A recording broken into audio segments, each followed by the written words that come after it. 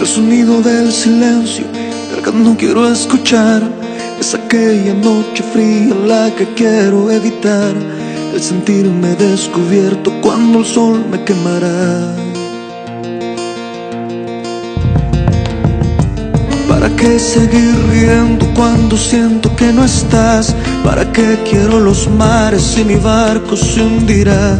¿Para qué seguir viviendo si a lo lejos tú estás? Que las fuerzas se me agotan y el día está por comenzar. Otro día en silencio el que acaba de pasar. Pasa y pasan los minutos en mi oscura soledad. Soledad que se alimenta del silencio de tu boca, esa boca que sonríe pronunciando así mi nombre, aquel nombre que me diste diciendo que sí, mi amor. Es mi amor que en ti espera y que siempre esperará. Es tu amor que me condena a esta eterna libertad. Y aunque pasen mil silencios,